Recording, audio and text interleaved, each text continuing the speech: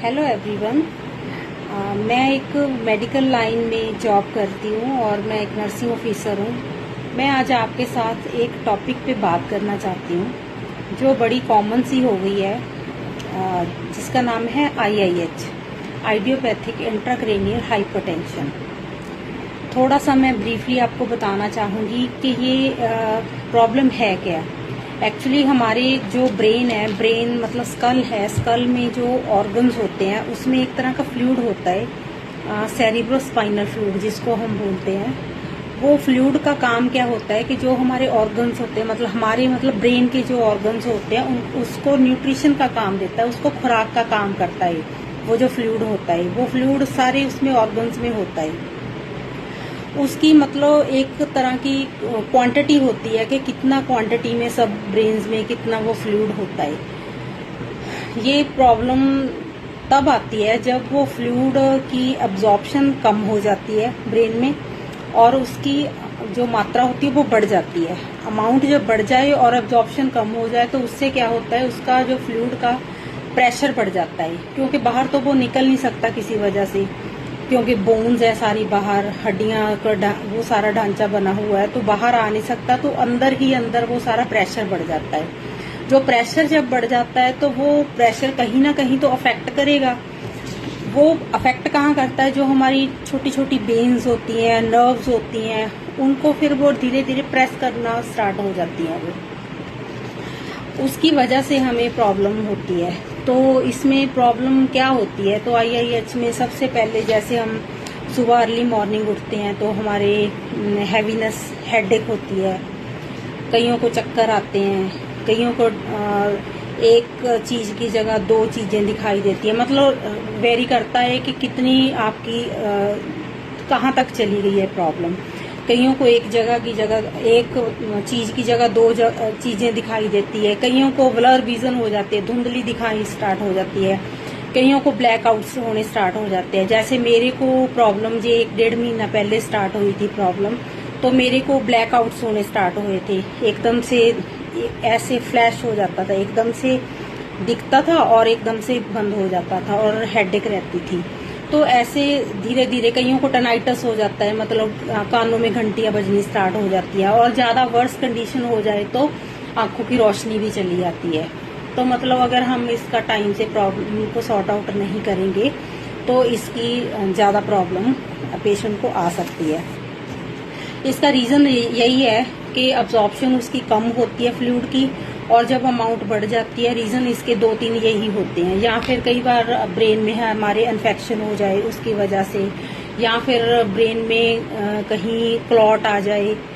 मतलब ये डॉक्टर ने हमें गाइड करना, आफ्टर सारे इन्वेस्टिगेशन जो भी हो जाए, MRI हो जाए, सब तरह के जब टेस्ट हो जाते हैं।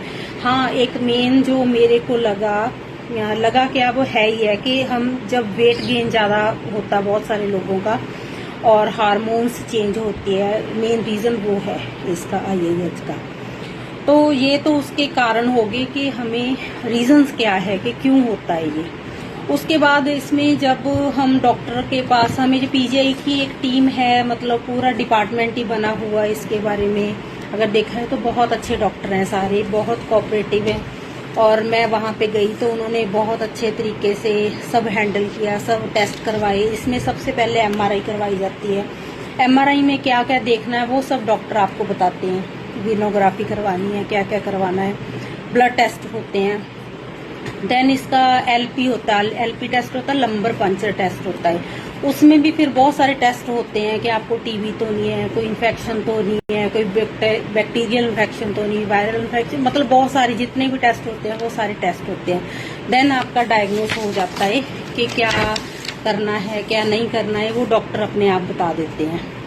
तो इसमें हमने करना क्या होता है, मेन हमने जब डॉक्टर हमें सारा डायग्नोस बना के दे देता है तो हमने वर्कआउट करना है मेन अपने उस पे वेट गेन पे।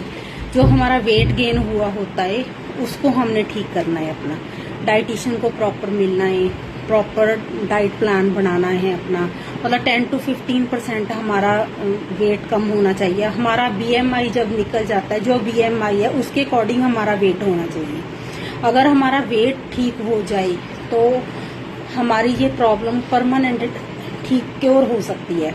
अगर हमारा वेट ठीक नहीं होएगा तो ये रिपीटली ये प्रॉब्लम्स होती रहेगी। तो डॉक्टर भी हमें यही रिकमेंडेशन करते हैं। मेडिसिन, अगर हमारा वेट ठीक हो जाएगा तो मेडिसिन हमारी बंद हो सकती है, अदरवाइज मेडिसिन थोड़ी थोड़ी देर के बाद लेनी पड़ेगी। हाँ, एक बात मैं आपको बताना भूल गई, इसमें जब नर्व्स प्रेस होती हैं तो जब आई का चेकअप करवाते हैं तो उसमें एक पेपलरी एडिमा आ जाता है। जो ऑप्टिक नर्व होती है उसमें एडिमा आ जाता है, स्वेलिंग हो जाती है, मतलब सुज जाती है ये नाड़ा। ਉਹਦੇ करके भी सानू उसकी वजह से भी हमें देखने में प्रॉब्लम आती है। तो आई चेकअप भी बहुत ज़रूरी है करवाना, तो वो भी टाइम टू टाइम होना चाहिए। तो मतलब बाकी टेस्ट मैंने ऑलमोस्ट आपको बता दिया हुआ है। डाइटिशियन को मिलना है, वेट लॉस करना है हमने, और डेली योगा करना है, और एक्सरसाइज हमने रूटीन मतलब उसमें लेके आनी है अपनी। तो इसमें ट्रीटमेंट में डॉक्टर्स देते हैं टैबलेट, असीटाजोलामाइड देते हैं और टोपिरामेड देते हैं। तो वो डोज क्या है वो डॉक्टर अपने आप आपके अकॉर्डिंग देख के वो सब सेट करते हैं। तो मेरे ख्याल में मुझे लगता था कि आप लोगों के साथ शेयर करूं, सो दैट के आने वाले टाइम में कभी किसी को कोई प्रॉब्लम हो तो सबको ये लगे कि हाँ शेयर हुआ है, तो टाइमली आप जाके डॉक्टर को दिखा सकें, टाइमली अपना वेट पे कंट्रोल कर सकें। तो होपफुली आप सबके साथ में नॉलेज शेयर कर सकी हूँ। Thank you so much.